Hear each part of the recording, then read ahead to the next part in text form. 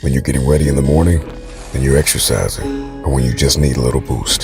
Download Mindset and listen to your favorite motivational speeches while getting ready for the day.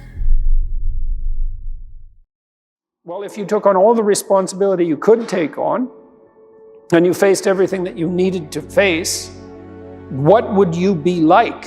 Who would you be? And how would the world transform around you?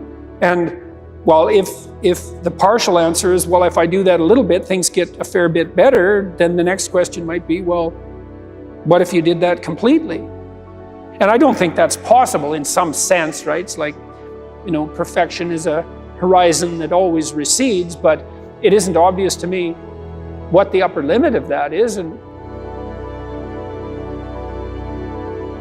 great literature tells you the great story of good and evil, always. It's good and evil against a background of chaos and order, always.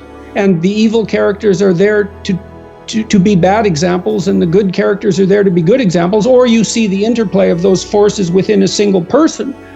And it's a reminder of who you could be. If you don't know who you could be, your conscience will remind you when you deviate, and then you can start to attend to that. Think, well, look, I'm actually ashamed when I do this. I should stop. Unless I want to be ashamed all the time, it looks like I should stop. And then maybe you stop doing that, and then your conscience objects to something else, and maybe you stop doing that. And as that happens, you start to develop a vision of who you could be.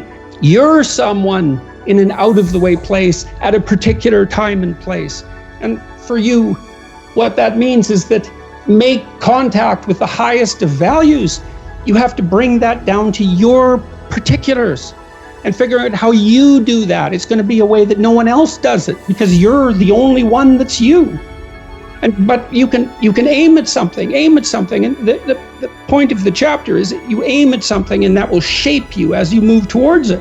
And then your aim will change. You'll move. But that doesn't matter. It gets you going. who are you? Or at least, who could you be? Answer: part of the eternal force that constantly confronts the terrible unknown, voluntarily. Part of the eternal force that transcends naivety and becomes dangerous enough in a controlled manner to understand evil and beard it in its lair. And part of the eternal force that faces chaos and turns it into productive order, or that takes order that has become too restrictive, reduces it to chaos, and renders it productive once again. And all of this, being very difficult to understand consciously, but vital to our survival, is transmitted in the form of the stories that we cannot help but attend to. And it is in this manner that we come to apprehend what is of value, what we should aim at, and what we could be.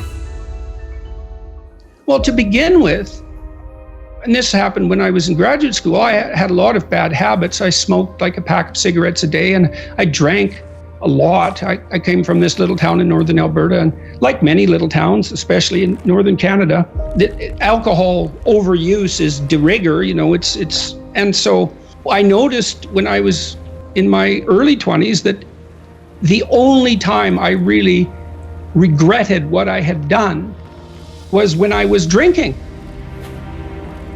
Now, it was also interfering with me writing, because I couldn't concentrate well enough if I was hungover, but I also couldn't tolerate the emotional strain of what I was writing about when I was hungover.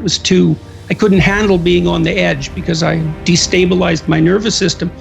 In any case, I stopped drinking. And the reason for that was, I decided I didn't want to be ashamed of what I was doing anymore. I thought, maybe I could not do things that were shameful and then see what my life was like. So that was sort of on the negative end, the constraint end. I think people get, on the more positive end, people get deeply involved in what they're doing if they're in the right place in the right time. So that I would say you can tell, this is the idea of heaven on earth to some degree. When time stops, when you're not aware of the duration of time, when you're so engaged with what you're doing, then you've got the forces of chaos and order balanced properly.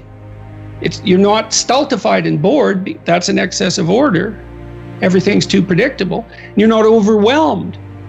You're dealing with, you're playing tennis at the peak of your game. That's partly what people experience when they're great athletes, when they play. The zone, yeah. And they're always stretching themselves to their limit.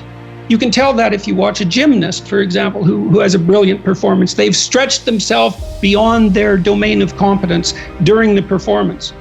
And that's what makes everybody leap to their feet. That's the incarnation given embodiment right there in front of you for some moments. And everyone cheers that on. If you're adopting a time frame that makes what you're doing appear trivial, the problem isn't necessarily what you're doing, although it might be, and you have to ask yourself that question because perhaps you are engaging in something that's more trivial than you should be. The problem is that your mind, which is capable of leaping across evaluative frameworks, has picked a time frame inappropriate for the task. So quit doing that. Instead, you could say, well, why don't you practice adopting the time frame that imbues your properly oriented action with the deepest possible apprehended meaning? And why would you not think that the fact that that meaning manifests itself with the proper choice of time frame, why wouldn't you accept the fact that's indication of a valid choice? It certainly feels like it. You know what it's like. You get engaged in something, a deep conversation, a piece of music, a piece of art, something you love doing, someone you love being with. You get engaged in that. You lose your sense of temporality. And you don't pop out of it and think, oh my God, I wish I would have used a time frame that made everything irrelevant because of my, cognitive brilliance. You think, hey, we could do that some more. Like, how about all the time? And that's a good goal. It's like, yeah, how about that all the time? And then you've got time right when you're engaged like that. And I would say that's a profound neurophysiological signal that you're in the right place at the right time, right? Because it's accompanied by a sense of deep well-being. And that's literally an antidote to suffering. The advantage to being deprived is that it's obvious what to do. Like if you're starving, then you eat. There's no question.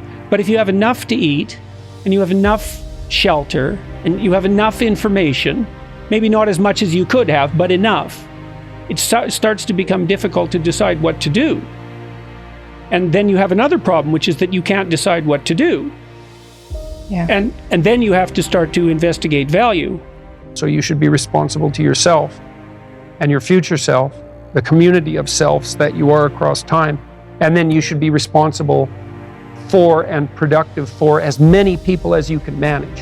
And so that might be first your intimate partner, your wife, second your parents, your siblings, your children, maybe your children primarily, although there's a trade-off there with your wife. Then your local community, then your broader community. You want to take on all that responsibility if you can, in a sense that's both productive and generous. That gives you something to do. Justify your miserable life to yourself and everyone else, and you need to do that. It orients you solidly in the world if you do that, and it gives you a dragon to fight, a real one, and that's where the gold is. So